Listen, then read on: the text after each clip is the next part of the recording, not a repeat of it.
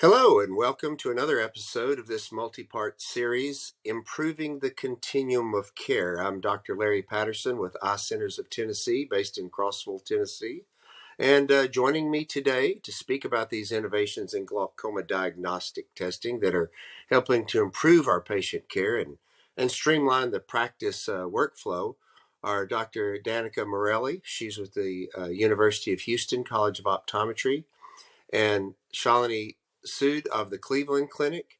And in a previous segment, we talked about total practice efficiency and enhancing the experience for our patients and providers and staff, and how doing all that can lead to better patient outcomes. Now, let's dive a little deeper, and let's talk about how you can use the specifically the ZEISS glaucoma workflow across your practice. So, Dr. Morelli, I'll start with you. What's your current workflow, and just how does it flow? How do you maintain an efficient, high-volume practice? So I'm at a university, and so my students are seeing the patients, and I'm supervising them as they do this. And we tend to break up our glaucoma visits into what I call structure visits and function visits. So on a day that a patient is dilated, we'll run the OCT. On a visit where we're not dilating them, we'll run a visual field. I think it's really difficult for a patient to sit through the whole shebang in one visit. And so we tend to do, structure visit, function visit, and then we might have a visit or two that's just an IOP check and seeing how they're doing with their medication. So, the patients are coming in, they know the visit's not going to be too long, and they're not going to have to do too many things in one visit. I love that. Dr. Sood, what products do you depend on? I mean, what are the main products you find yourself using in glaucoma evaluation and testing? Yeah, so similar to Dr. Morelli, I do often split those testing. But now that we've switched to the HFA3, I'm typically doing the CETA faster, and more specifically the 24-2C testing algorithm that does focus more on the central points that may be more impacted with glaucomatous defects. Um, so visual fields as well as our OCT, and using the ZEISS OCT. And the nice thing about the glaucoma workplace, which helps to integrate all of this, is that we can look at the visual fields and bring them up very quickly. So I will say that when I have a patient that I've been seeing for a long time and they're coming in for their visual field test, the first thing I do is open up Forum and click up a visual field browser. And then it brings up all the visual fields from the right eye, left eye, from the beginning that I've seen them to the most recent. And they really, I enjoy seeing this, just knowing this is the feedback. So I've spent this time, I've come into the office, and I've gone through this stressful test. And so now what does this mean? So, I can actually show them specifically what's going on. And then I switch over to where we can see the trend analysis, either Mm-hmm. for VFI or for mean deviation. And also that really gives real-time feedback to their patient. I can see that that trend is just remaining steady. So we feel really good about the fact that you're on these drops, you've got to continue these drops, and things are looking stable. Or unfortunately, it does appear that it's actually getting worse. And they can understand this because they can see that line declining. And so now they can understand, why is Dr. Sood, why am I saying now we've got to add another drop? Or we need to start talking about laser treatment, or in some cases, surgery. So I think being able to visualize it for patients is really critical. And then after the visual field, we had discussed OCT, you can now also bring up the OCT in an integrated way with the visual fields. And again, similarly, show them over time. This is how the test is changing or it's remaining stable. Unlike you guys, I'm not a glaucoma specialist, but like most general ophthalmologists, at least a third of my practice is glaucoma. And most of these people are doing great. I mean, their pressures are always at or below target. Their visual fields are not progressing. And I was thinking what Dr. Morelli said. We see those people 3 times a year, every 4 months. And one of the visits is a full dilated exam. And on that one, we often do the cup disc pictures. On another one, we'll do the visual field. On another one, we'll do the optic nerve OCT. And that at least is a pattern. Now, that has nothing to do with the people who you can't control and you're having problems and you're seeing more often. But just for those routine, that's been a nice way for us. And it also works easier within Medicare because, as a lot of people know, if you do 2 or 3 tests on one day, you're not getting fully paid for those tests. So that's our little pattern. I don't know if that makes any sense to you guys or not. I was going to say it's really frustrating to think that, the insurance companies don't recognize that a photograph gives you different information Right. than an OCT, but it's the world that we live in. And so we have to sort of go by the rules of Medicare and other insurance carriers. And I think your plan is fine. I was thinking when Dr. Sood was talking about, the going into glaucoma workplace and looking at GPA. And I really think two things that have been so interesting for me is even before we got Forum, we had GPA, but we had 5 different visual field instruments, and you had to make sure that you did the test on the same exact machine, right? Right. You had to go to the same instruments. You have to look at the serial number. Where was this done? And now you just go into a visual field room, any visual field, it's all hooked into Forum, and then you just sit at your computer screen and pull it up, and there are all your visual fields. You can, change the baseline. I think that, changing the baseline used to be such a pain, and now you can change the baseline. Maybe you reset your target pressure. You thought high teens was good, but now you realize it wasn't. They progressed. So now we've reset it to low teens and we've gotten them to that. I don't care about whether they progress from that other part. I know they have. So now I just really want to say we're kind of starting the clock over again, and being able to set a new baseline or even to set a dual baseline, I think is really helpful. And the other thing I really I spend a lot of my time on the suspect side. So I'm sure that Dr. Sood pretty much has just established and maybe even more severe glaucoma patients than I do. So I spend a lot of time in is this glaucoma or is this not? And one feature that I've really enjoyed with my Cirrus OCT is the Panomap. And I think I was kind of behind the times in sort of looking at that, but it stitches together your nerve fiber layer OCT and then your macular ganglion cell. And, sometimes you see something, you think, I'm not sure if this is real or not, but if you can look and see, oh, these things are kind of kissing, these things are definitely related, it really gives you more confidence that what you're seeing is real and that it's likely glaucoma. Dr. Sood? Yeah, that's a great point. That actually reminds me too, was when I pull up that structure function GPA portion in the forum, it's also nice that you can see the visual field too. So right above that visual field and the OCT and the ganglion cell analysis, you can kind of tie all of it together, not just for the patient, but for ourselves, like you were suggesting, that, okay, yes, this is all making sense. And it is unfortunately, getting worse, or this is where the defect is. So that is very helpful. The other point that I was going to say, as far as the baseline portion that you were referring to, because as a surgeon, I'm doing lasers as well as the surgical interventions. I can actually mark in Forum that now there's been an intervention, and there'll be a line. Okay, so now this is the reset, like you suggested. And for myself, now I recognize, okay, this is the intervention. Now we've restarted, the pressure's where it is, and now it's remaining stable. But not only for myself, again, going back to the patient experience, it's so important for them to understand, I went through this surgery. What has this done for me?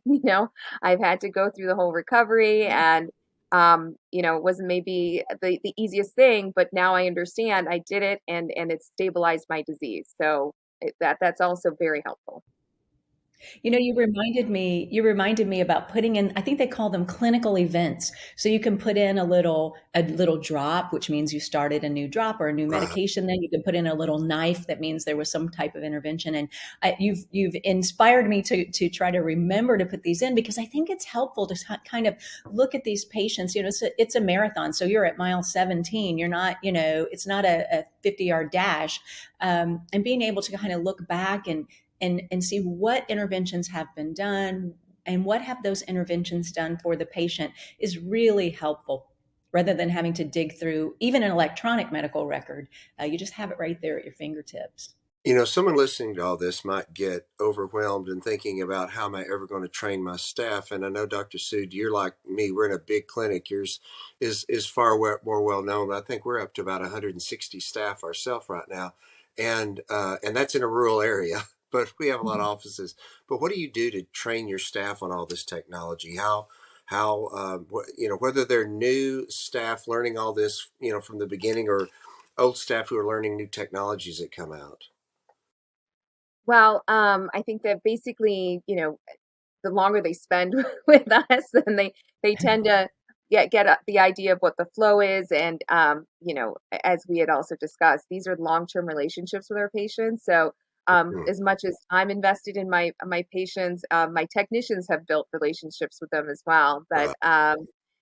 as far as they've recognized how much quicker we've become being able to switch to some of these technologies like the HFA3 Mhm. and the CETA faster. And with regards to forum and inputting data and integrating all of this, ZEISS has always been a great partner for us, and someone that we can rely on if we need support in any way in teaching our staff, and just getting further information on how to optimize the technology that we have available to us. And Dr. Morella, you're primarily working with students, so how do you train them? Obviously, their motivation's a little different, but It is, but okay, so I'll just be very honest. They are so much better at technology than I am. They're young. They never have lived without an iPhone, and they will teach me. They'll say, "Oh, if you just push that button right there, the whole thing pops up." I'm like, "Okay, well, thank you for that."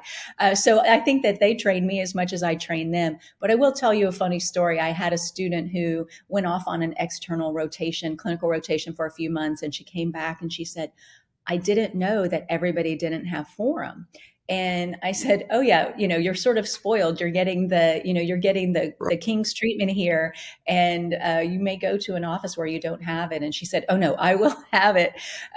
In terms of teaching, ZEISS has a great library of tutorials and a lot of sort of self learning options for staff and doctors. And I think one of the things that I encourage my students to do is no matter what instruments you have, just learn everything you can about it. Don't just learn the sort of top level, really dig down and figure out all of the neat capabilities that your instruments have. It's interesting you said that. One of my sort of side gigs is being a consultant, and because I've been doing efficiency lectures and articles for decades, and I was at a practice recently, and they were as large as ours was. I mean, it's a big practice, and they had a lot of the same products we did, and I realized they didn't have forum, and I said, guys, y'all have to get forum. And they actually took a lot of their key staff and flew down to our location to see, and it was like, yeah, we see what you're saying now. This is crazy to try to practice without that. um, so let's talk to co-management. Now both of you are in totally different settings, so Dr. Sood, I'll start with you. How do you foster, nurture, build relationships with ODs and ophthalmologists in your area? How does that work? Yeah, I mean, we're such a large entity ourselves, the Cleveland Clinic. So we have many optometrists within our own practice that Right. um, have the who tend to obviously self-refer, but they are very thankful that they have all of these technologies available to them too. So when they're the ones who are seeing these patients initially. Um, Being able to have all of the visual fields, the OCT, the other photos available to them. It's been really nice for them to feel more confident in the patients that they should be keeping and the ones that they should be referring to us. And Dr. Morelli?